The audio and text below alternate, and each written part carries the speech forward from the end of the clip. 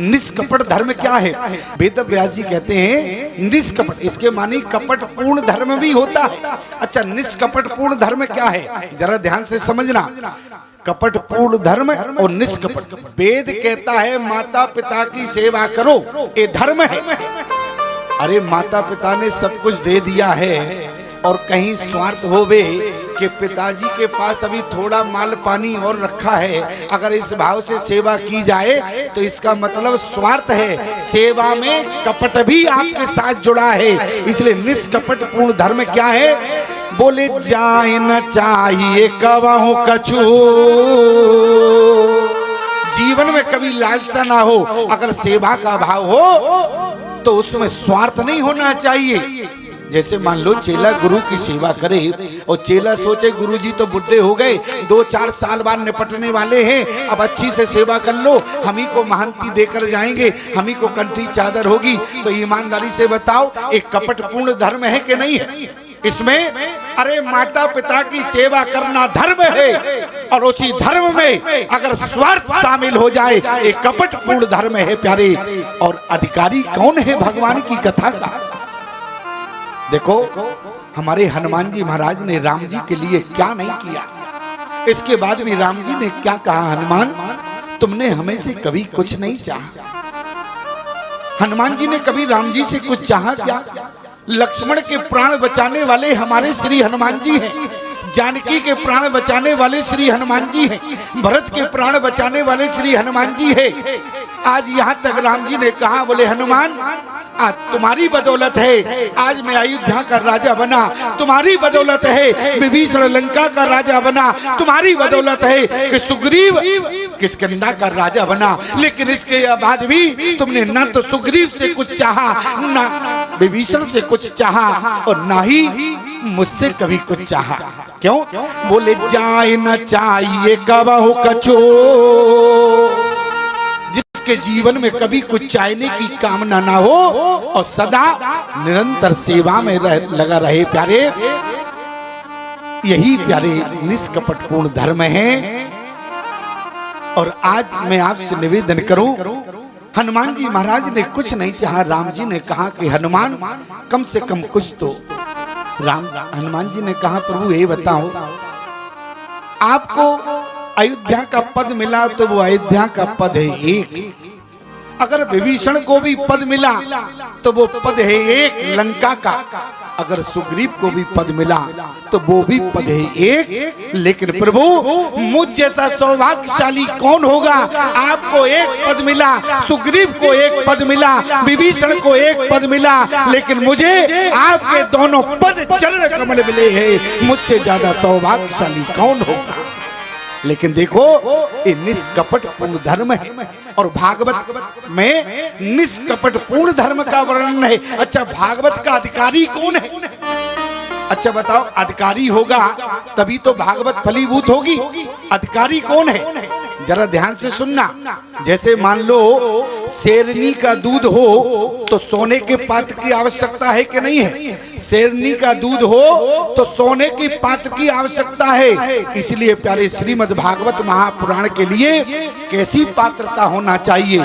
तो वेद व्यास जी क्या कहते हैं? परमो निर्मत शरणा।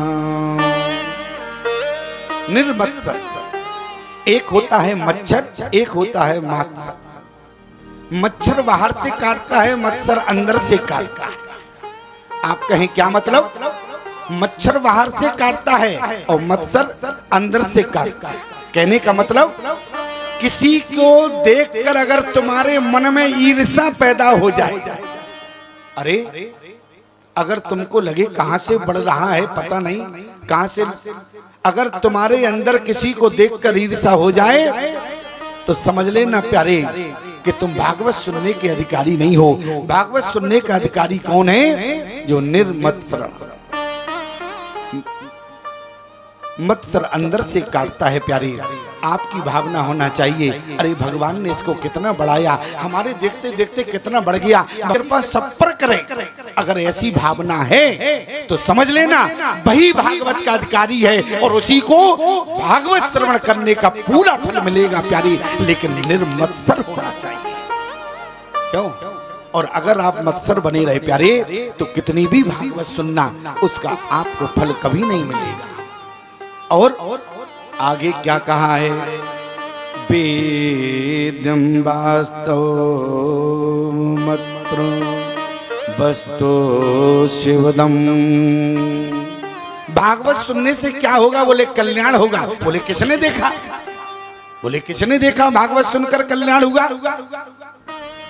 बोले प्रत्यक्ष में बताओ। बोले प्रत्यक्ष में? बोले तापत्रयोन मूलनम, तीनों प्रकार के ताप से मुक्त हो जाओगे। देह के, देव के, भौतिक के तापा, ये तीन प्रकार के ताप। दैहिक ताप, देह के ताप, दैविक देवताओं के द्वारा, और भौतिक ताप। ये तीनों ताप क्या है?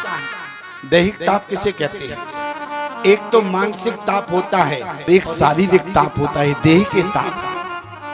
जैसे मान लो आपको भगवान ने निरोग बनाया, 80 वर्ष की आयु हो गई, बड़ी कृपा है, लेकिन आप संतान से परेशान है, इसका मतलब मानसिक ताप। और आपको बुखार आदि आ गया, शारीरिक ताप, ये देह के ताप है। इसलिए दैविक भूकंप आ जाए, ओलावृष्टि हो जाए, ये क्या है? देवताओं के द्वारा जो कष्ट मिले, दैविक ताप। भौतिक ताप 84 लाख योनियों में जो सारे जीव आते हैं, और इनके द्वारा मान लो सांप काट ले, बिच्छू काट ले, और जो हमें ताप मिलता है उसको कहते हैं भौतिक ताप। और भगवान की कथा क्या करती है? बोले देह के, देव के, अरे भौतिक तापा, ये तीनों प्रकार के तापों से मुक्त कर देती है। श्रीमद् भागवते महामुनि कृते किं वा परेरीशुरा सद्यो हृदय वरुध्यते कृतवी श्रुश्रुवे तक्षिणा। जो भगवान की कथा सुनने की अगर उत्कंठा आपके हृदय में आ जाए, भगवान की कथा सुनने का मन यदि हो जाए, तो उस समय जिसकी कथा सुनने जाओगे वो आपके गले में भगवान अवरुद्ध हो जाते हैं। अवरुद्ध का मतलब जानते हो?